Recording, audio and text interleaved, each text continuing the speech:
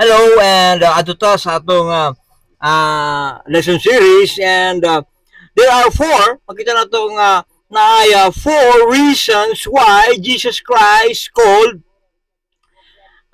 loving one another as a new commandment, no? In fact, this is not a new, because sa itong mga previous lessons, again, atong gidefine ang mga words from the original language, the Hebrew and the Greek word, mga kaigsunan, nga ngano nga gitawag siya nga new, mga kaigsunan. But now, dirita karon sa unang rason, no? The first lesson that we will learn, the first reason why it is called new in the New Testament by the Lord Jesus Christ. No, again, we will read our text.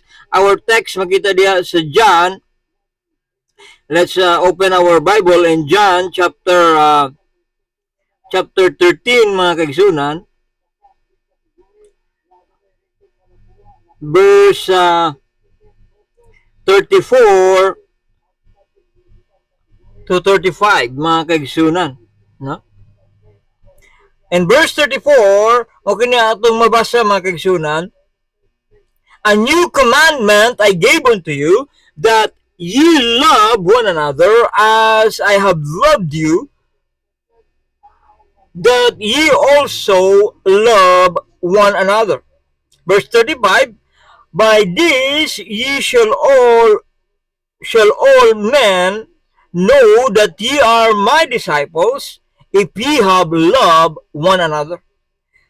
In the Cebuano version, at mabasa sa Cebuano version, nagahatag ako kaninyo og usa ka bag-ong sugo nga maghigugmaay kamo sa usag-usa.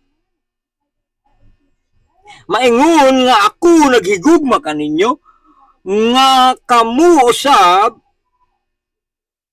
maghigugmaay sa usag-usa. Verse 35, tungod niini nga ang tanan makaila nga kamo akong mga tinun-an kung kamo maghinigugmaay sa usag-usa. Di nato makita, mga kaigsunan, ang atong text. And ang first lesson nga ato matun-an, mga kaigsunan, nga unang rason ngano nga gitawag kini nga new commandment or loving one another as a new commandment. The first reason, because it offers a new relationship to everyone who believe. Mga kaigsunan, ako sabon, mga kaigsunan, ngano, the reason it is called a new commandment, because it offers a new relationship, no? A new relationship, personal relationship, for everyone who believe. Gihimo kini nga bago, nahimo kining bago, mga kaigsunan, because lahi kini sa reliyon, lahi kini sa mga Jewish laws, mga kaigsunan, because it is found in the personal relationship with Christ. Makapragan lamang nato kining paghinigugmaay sa usag-usa, una sa tanan, tungod sa atong personal relationship diha kang Ginoong Hesukristo. Diyan nato makita, mga kaigsunan, in verse 33. Atong tanawon, mga kaigsunan, nganong relationship. Let's read in the verse 33, John chapter 13 verse 33, mao kini atong mabasa diha. Little children, yet a little while I am with you. Ye shall seek me, and as I said unto the Jew, whither I go, ye cannot come, so now I say unto you. Notice, mga kaigsunan, nga gitawag ni Ginoong Kristo ang iyang iglesia, ang iyang mga tinulaan, nga iyang mga anak. It is endearment nga ginagamit, a word of endearment ginagamit sa usa ka kaamahan, mga kaigsunan. That's why ang ato diang paghinigugma ay sa usad-usa. Dili lamang siya tulumanon sa usa ka reliyon, mga kaigsunan, kundili tulumanon tungod sa atong relasyon diha kang Jesus Christ, mga kaigsunan. Our relationship to Christ, because we are united by Him, giniusa kita diha kang Ginoong si Kristo, pinaagi sa atong pagtuo, o gidawat kita diha, pinaagi diha kaniya, in a form nga kita mao ang iyahang mga branches, iyang mga sanga, mga kaigsunan, in a form of a vine, mga kaigsunan, nga ang atong kinabuhi nagaagad diha kang Ginoong Hesukristo. Atong basahon diha, mga kaigsunan, diha in John chapter 15. John chapter 15 verse 15, mao kini atong makita diha, mga kaigsunan. Henceforth I call you not servant, for servant know not what the Lord doeth, but I have called you friends, because of our relationship with Jesus Christ. All things I have heard from my Father, I have made it unto you, mga kaigsunan. Yan ato makita nga we are, no? We are His friends. And gitagaan kita diya o bag-ong kinabuhi, mga kaigsunan. Diyan ito makita, mga kaigsunan. No? O nag-base ka na siya sa atong relationship nato diya kang Jesus Christ. No? Nag-found siya diya. Ikaduha nga makita nato diha. This new relationship kay Christ, kini nga bago nga relationship with Christ, involved kini nato diha sa atong bagong relasyon diha sa usag-usa. We become member or brethren and member of one family, mga kaigsunan. Wag na, no? And in the book of John, mabasa nato diha, mga kaigsunan, in the book of John chapter 1 verse 12, mao kini atong mabasa diha, no? But as many as receive Him, to them gave He the power to become the sons of God, even unto them that believe in His name. Mga kaigsunan, ingon diha, apan sa tanan nga nagdawat kanila, naghatag siyag katungod pagkamahimong mga anak sa Dios, kanila nga nagatuo sa iyang ngalan. Praise God, mga kaigsunan. Tungod sa atong relationship diya kay Jesus Christ, we became members into His one body and one family. Mabitaw ka na, mga kaigsunan, sa diya nga naana po'y bag-o nato nga mga membro sa atong simbahan, no? Na mga bagong gibautismuhan, mga kaigsunan, paghuman sa baptism, we sing our song, Welcome to the Family. Kung imong gidawat si Ginoong Kristo isip personal nimo nga manluluwas, ug ikaw nagtuman diha sa sugo ni Ginoong Kristo, sa sugo sa bautismo, welcome to the family. We are one family, sons and daughters of the Lord Jesus Christ. Yun, hindot kaayo na siya nga reason nga ang atong paghinigugma ay diha nakasandig diha sa atong relasyon diha kang Ginoong Kristo, ug tungod niya na naakita ay relasyon sa usag-usa isip nga mga disipulo, followers of the Lord Jesus Christ. Ikatulo nato nga makita diha sa atong lesson nga first lesson nato diha, no? nga it is found in our relationship in Jesus Christ. This is a new relationship, because of our new relationship, it also give us the new commandment. Mga kaibigan, bago nga kasuguan nga nagsandig diha sa relationship nato diha sa Ginoong Kristo, nga kuha to diha relationship of our nature to serve one another, mga kaigsunan. And also natural affection na nakita karon pagbati diha sa tong isig kauban nato sa sulod sa simbahan, mga kaigsunan. Makabati na kita og unsay problema nato diha, no? And this spiritual nga kuha to diha, mga kaigsunan, nga connection according sa atong pagbati diha pinagi sa atong pagkuha kang Ginoong Kristo. Diyan nato makita nga ang church is more than an organization. Nga sometimes usahay ato na lang ginahuna-huna nga ang church murag fraternity, mga kaigsunan.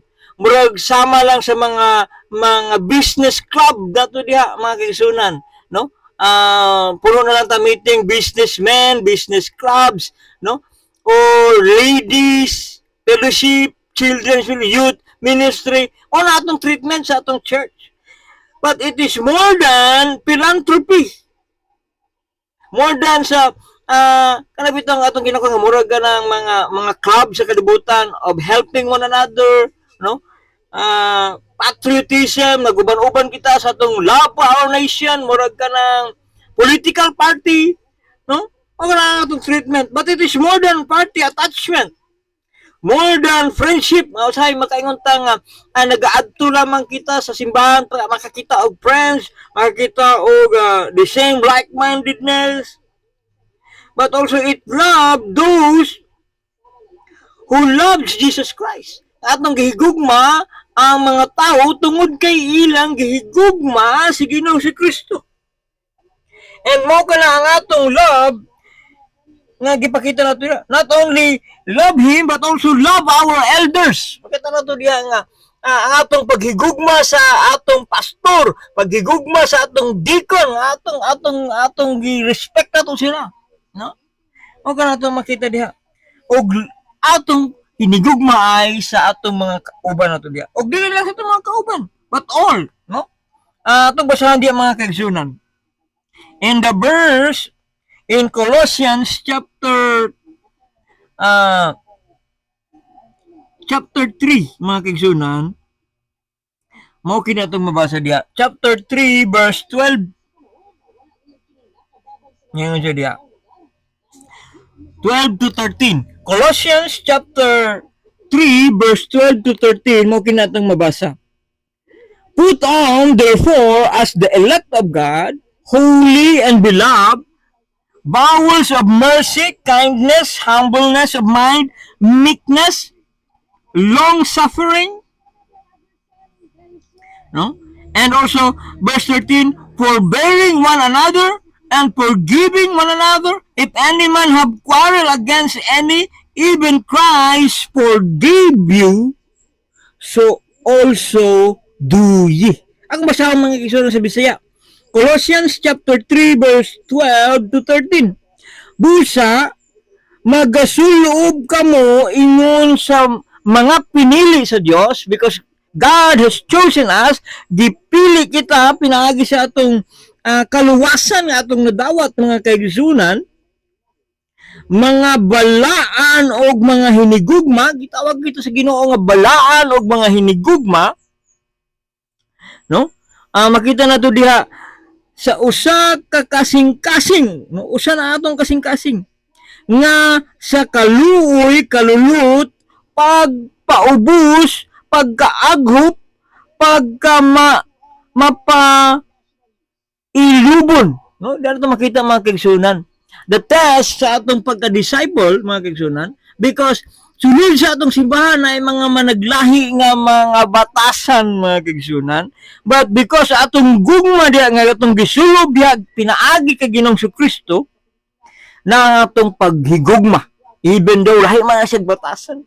Even though sahay, napo man na si pagkamarites pastor, kauban ako nato sa simbahan, ako gyapon siyang higugmaon. Yes, ato gyapon siyang higugmaon. Disiplinahan na to siya kung magkamali. But still, na atong gugma, mga kaigsunan. No? Labing daan lababulin sa the church. Na diha ang pagpaubos. Kamusta mga kaigsunan? Usahay mo kini mga problema sa mga pastors, mga kaigsunan. Kay inig mag-away na si sister, si brother diha sulod sa simbahan. Walay magpaubos ng mga members sa church. Walay magpaubos nga pastor. Mag-away-away na gani sa fellowship, mga kaigsunan. Walay magpaubos nga pastor. Walay magpaubos nga deacon. Walay magpaubos nga membro. Divide ang church, mga kaigsunan. O ka na nga, adi ang pagpaubos, pagkaaghop, meekness, o magpagka mapailubon. Long suffering kung sa English, mga kaigsunan. No? Nga, muna daya ang sikreto na to, mga kaigsunan, nga no, nga, mulungtad ang atong church because of this relationship nato di kang Jesus Christ, mga kaigsunan, no? And makita nato diha, no, sa atong verse, no, nga sa verse 13, no, nga mag-inantusay, no, usahay mga kaigsunan, gamay lang nga siko ni brother, gamay lang nga mga kaigsunan, nga nayab-an lang to siya siguro og kwan, nayab-an og juice, mga kaigsunan, nayab-an ni sister ni brother, amo hawan ako diri pastor, kay nayab-an ko diri og juice. No, mao kana ang mga problema sa mga pastor sa mga churches, mga kaigsunan, no, nga wala diha ang pagka mainantusay sa usag-usa, mga kaigsunan. Magpinasayloay kita sa usag-usa, mga kaigsunan. O ka nga makita na to diya nga, ay, nako, pastor, dili ko kapasaylo niya, pastor. Oh, no? So mao ka na ang gikinahanglan nato nga makita diya nga batasan nato diha pinagi sa atong relasyon diha kang Kristo. No? Unsa pa nato makita diha, no? Magpinasayloay, no? Kung ang uban may sumbong batok sa uban, no, kung naapo na niya sumbong-sumbong, no, naana siya to sa simbahan, mga kaigsunan, nga pastor mao ni si sister, pastor mao kini ano, so kinahanglan ng pastor dili po siya one-sided, kung dili dapat, no, diha makita nato diha, no, nga batok sa uban maingon nga si Kristo nagpasaylo kaninyo, mauusab ang buhaton ninyo. O ka na itong buhaton, magpatunga, mga pastor. Usay, sakit man panumdumon, sakit man paminawon, mga kaigsunan, no? Reminder, gikan sa pulong sa Diyos. Mga pastor mo, hinuwa mag-una-una sa division among the fellowship, mga kaigsunan, no? So, ginapahinumduman lamang kita na ining ato mga pulong karon, mga kaigsunan, nga ang atong the instruction of the Lord Jesus Christ, a new commandment, it was called a new because number one reason, because of our personal relationship to Jesus Christ.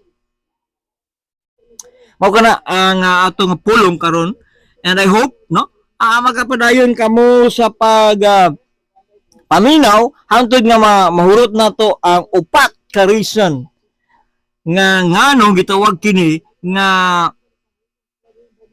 new commandment ni Ginoong Hesukristo.